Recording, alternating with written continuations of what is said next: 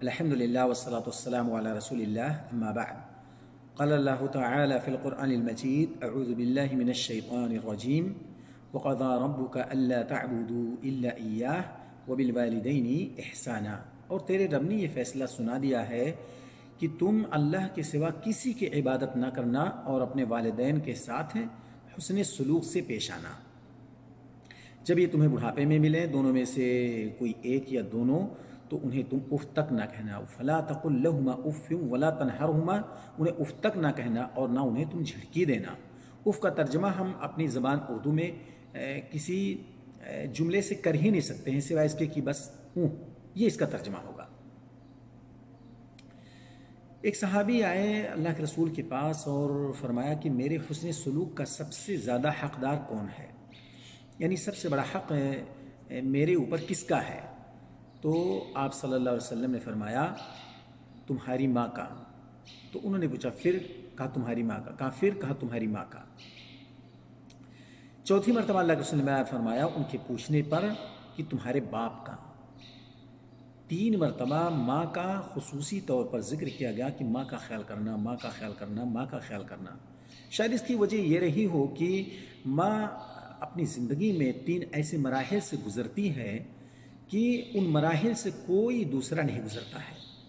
پہلا مرحلہ جب وہ اپنے پیٹ میں 9 ماہ تک ایک بچے کی پرورش کرتی ہے اور اس کے پرورش کے دوران حالت حمل میں نرم گرم سرد سبھی موسم کا وہ خیال کرتی ہے، اور ان تمام مشکلوں سے وہ نکل کر کے جب وہ ٹائم آتا ہے بچہ کے پیدا ہونے کا تو یہ دوسرا مرحلہ انتہائی کٹھن ہوتا ہے۔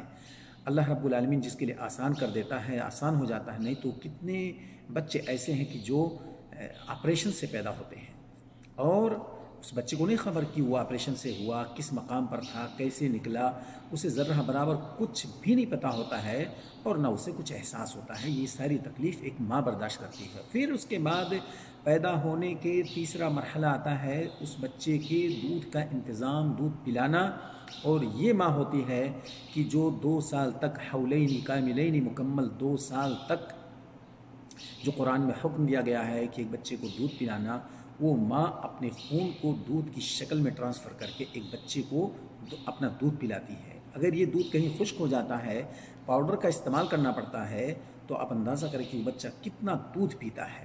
میں کہتا ہوں چھوٹا سا تالاب بھر جائے گا 2 سال تک جتنا ماں ایک بچے کو دودھ پلاتی ہے۔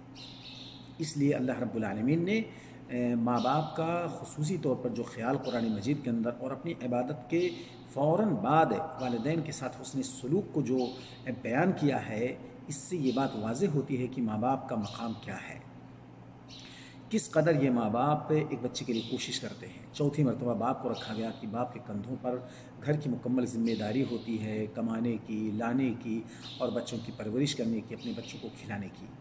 تو ان تمام چیزوں کو سامنے رکھ کر کے ایک بچے کو چاہیے کہ اپنے ماں باپ کا خیال کرے، اور ماں باپ کو چاہیے کہ ان کے بچپن سے لے کر کے اور جب تک کہ وہ کھڑے نہ ہو جائیں ان کا خیال کریں۔ اس طرح طرفین سے انشاءاللہ ایک خوشگوار زندگی گزرے گی، گھر کا ماحول اچھا رہے گا۔ اللہ رب العالمین ہمیں ان باتوں کو سمجھنے کی توفیق عطا فرمائے۔ وآخر دعوانا ان الحمد للہ رب العالمین۔